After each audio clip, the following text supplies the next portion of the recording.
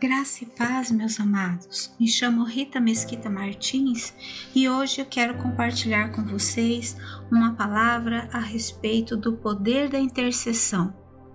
Essa palavra, meus amados, foi ministrada aqui no nosso culto do Ministério Zoe na quarta-feira, mas como a maioria das pessoas que nos ouvem são de várias partes do Brasil, não são aqui de Campo Grande, não estavam presentes. Então eu gostaria de compartilhar com vocês a respeito desta palavra. Lá em Êxodo, no capítulo 17, versículo 8, narra a parte da história onde Moisés venceu os amalequitas. Josué estava à frente do exército de Moisés e ele foi lutar com eles para conquistar um espaço onde tinha oásis, onde eles precisavam parar para dar água aos seus animais, comer, acampar. E os amalequitas, eles perceberam que eles estavam passando por ali e foram lá impedi-los. Só para que vocês saibam, os amalequitas, eles eram descendentes de Esaú. E os israelitas que Moisés estava atravessando o deserto eram descendentes de Jacó. Mesmo Jacó e Esaú tendo feito as pazes, vamos dizer assim, se perdoado, se reencontrado, e nesta fase já não existirem até, teriam sido mortos, os seus descendentes ainda continuaram perpetuando esta guerra, essa desavença, esse ressentimento entre eles. Mas vamos lá, a história diz assim: sucedeu que os amalequitas vieram atacar os israelitas em Refidim. Então Moisés disse a Josué: escolha alguns dos nossos homens e lute contra os amalequitas.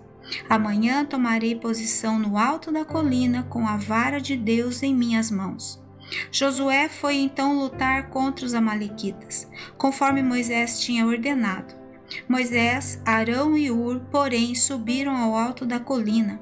Enquanto Moisés mantinha as mãos erguidas, os israelitas venciam. E quando Moisés as abaixava, os amalequitas venciam. Quando as mãos de Moisés já estavam cansadas, eles pegaram uma pedra e colocaram debaixo dele para que nele se assentasse. Arão e Hur mantiveram erguidas as mãos de Moisés, um de cada lado, de modo que as mãos permaneceram firmes até o pôr do sol. E Josué derrotou o exército amalequita ao fim da espada. Nós vamos parar aqui no versículo 13 para vocês entenderem o poder da intercessão. Moisés, ele era, além de líder, ele era um intercessor daquele povo, E naquela ocasião, ele era o homem mais preparado para interceder por eles. E por isso que ele subiu no alto da colina com a sua vara e ficou na intercessão. Vejam, meus amados, que o quanto Moisés ficava exausto, mas ele não podia parar de interceder, e a forma que eles observavam isso era quando ele baixava os braços, os israelitas perdiam, e quando eles erguiam, eles venciam. E foi aí que Hur e Arão, observando esses acontecimentos, se posicionaram um de cada lado de Moisés, segurando os seus braços erguidos para que Moisés e seus soldados pudessem vencer essa guerra. Então, meus amados, vejam bem, o Moisés, naquela ocasião, para ele ser esse intercessor e ele conseguir vencer essas batalhas, ele precisava manter-se consagrado, obediente às instruções do Senhor. Esta é uma responsabilidade muito grande do intercessor. Pode parecer até legal, bonito, ver uma pessoa intercedendo, cobrindo espiritualmente outras pessoas, mas existe todo um preparo para isso.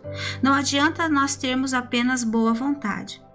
Qualquer que seja o objetivo da intercessão que você faça, é necessário que você mantenha um jejum constante, uma intimidade com Deus. É necessário que você esteja diuturnamente conversando, recebendo instruções, informações do Espírito Santo, como uma doação total. Você precisa também, meu amado, antes de qualquer coisa, antes de orar, de erguer seus braços por alguém para interceder, é necessário que você tenha uma vida limpa, sem pecados.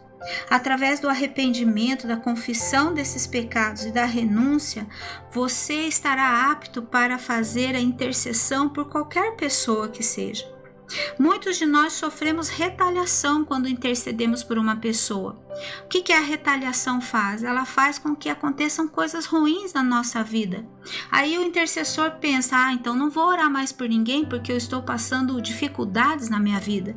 Mas na verdade é porque ele não confessou pecados, ele não renunciou para uma pessoa justa aquilo que ele precisava se libertar.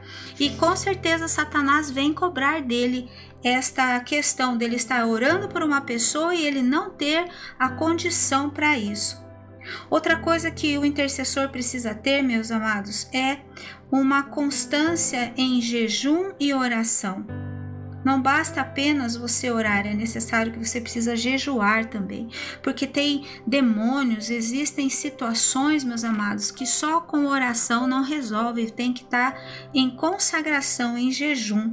Outra coisa que você precisa para ser um intercessor, estudar a palavra, para você poder conhecer aquele território inimigo com quem você está se degladiando, vamos dizer assim, mesmo que a causa não seja a tua, porque lá através da palavra você vai saber quais são as armas que você deverá usar para guerrear espiritualmente.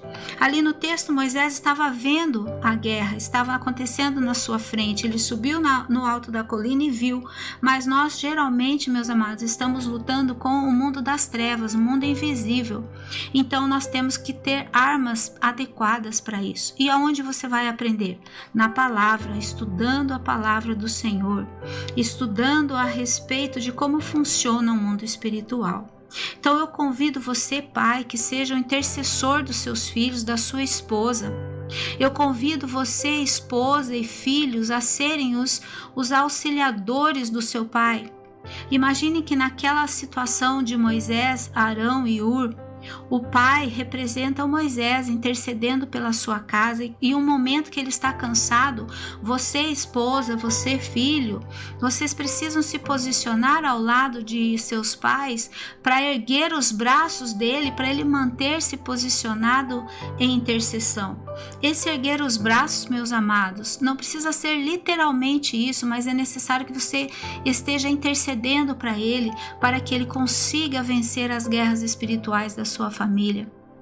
É esse o recado que eu quero que você entenda hoje, meu amado, que sua família, ela depende da intercessão de todos vocês, um pelos outros. Esposa intercedendo pelo esposo, pelos filhos, pais intercedendo pelas esposas, pelos filhos, filhos intercedendo pelos pais, um auxiliando o outro, um ajudando o outro no momento que um cai, o outro vai lá, levanta ele, ora por ele, intercede para que ele continue guerreando pela família. E é nesse sentido, meu amado, que eu quero levantar os meus braços nesse momento. Você não pode me ver, mas eu estou com as mãos erguidas aqui, como Moisés nos demonstrou, intercedendo por você nesse momento.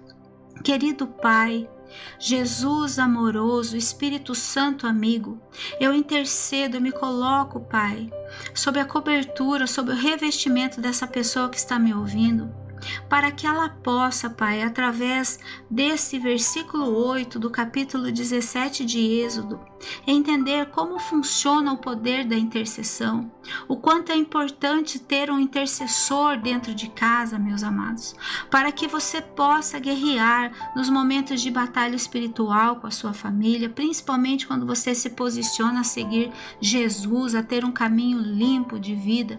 E eu peço ao Espírito Santo que entre nessas casas, entre no corpo, na mente dessas pessoas que estão ouvindo a oração nesse momento, para que haja uma transformação, para que ela possa ter entendido a seriedade que há no intercessor, na intercessão de uma igreja, na intercessão de um amigo, de uma família.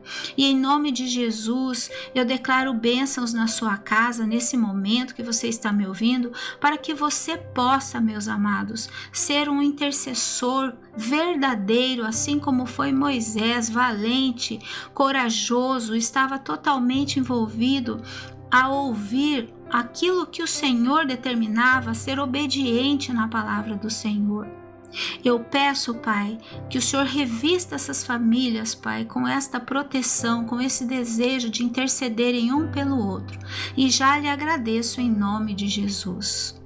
Meus amados, se você se sentiu abençoado com essa mensagem, compartilhe essa mensagem com os seus amigos, pelo seu WhatsApp, inscreva-se no nosso canal, deixe o seu like, entre também no nosso Instagram, Ministério Zoe CG, deixe lá o seu pedido de oração, onde você poderá estar falando conosco, passando por aconselhamentos, por libertação, e onde nós poderemos ter uma caminhada junto com você.